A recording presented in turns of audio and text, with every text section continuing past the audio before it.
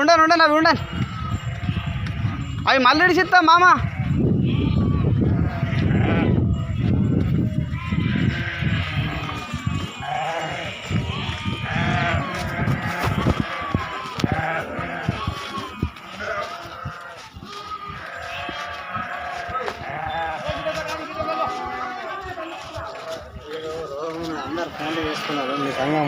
మామ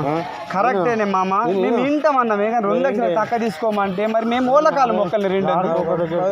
తక్కువ కదా. ఇప్పుడు వాళ్ళందరూ నాకు ఫోన్ చేస్తారు సర్పంచ్ సాబ్ ఎట్లా చేస్తారు అని ఇచ్చుడు అయితే తప్పది మరి ఎందుకు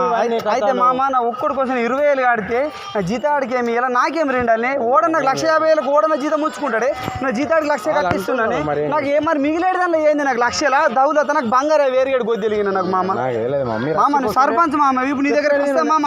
కట్కర్ర పడ్డదాకానే మా బాబు చేత మామ అవి కట్కర్రలు పనులు వేసుకోమని నీ దగ్గరకు వస్తా మామ నీతో న్యాయం అయితే నీ కాళ్ళన్న మొక్తా మామ నువ్వు మాది కూడా వెళ్ళొచ్చు మామ రియలే మామ ఒక మాట మామ నీ దగ్గరకు వస్తా మాకు న్యాయం కాలే మామ మాకు హక్కు ఉన్నది మామ నీకు ఓట్లు వేసుకొని మేము గెలిపించుకున్నామే మామ ఓకే పిలిపి మామ దండం చేస్తున్నాం మామ చేతులు తోడిస్తున్నానే మామ పిలుస్తున్నా ఓకే మేమెందుకు రాకొచ్చినామే ఎన్నిసార్లు 4 సార్లు పిలిచిళ్ళు అరే 2 లక్షలు ఇస్తే రన్లీ లేకుంటే మీరు రాకుండా ఊకే మీకు మాకు పంచాయతీ అద్దురా అని మామ మాకు అన్నారా లేదే ఇస్తే 2 లక్షలు ఇల్లు లేకుంటే మీరు రాకుండా అన్నారు మేము రాలేము మాట్లాడుకోరు కదా మాట్లాడుకుంటే 2కు తక్కలేదు అంటున్నారు కానీ కూర్చుంటే దగ్గర అట్లా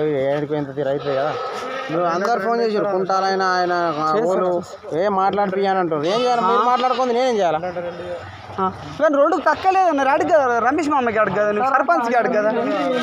మీరేమన్నారు 1,10,000 మేము ఏడదాకా పోతామని ఏడదాకా మేము పోతామని లేరు కాలు మొక్కుతానే ఉన్నాం మేము పోతామన్న వాడికి పొల్లి అంటుండ్రు మగళ్ళు 20,000 రూపాయలు ఏం చేసేస్తాయి పోతాను అర్థం చేసుకోవాలి ఒక్కొక్కడికి 40 గొర్రెలు ఉన్నాయి మామ 40 గొర్రెలు 20,000 ఇస్తే అడిగి ఏం మిగులుతున్నది నువ్వు కారబారి ఉన్నావు పోతున్నా ఒక మాటనే తెలియదు 9 మందికి డివైడ్ అంటే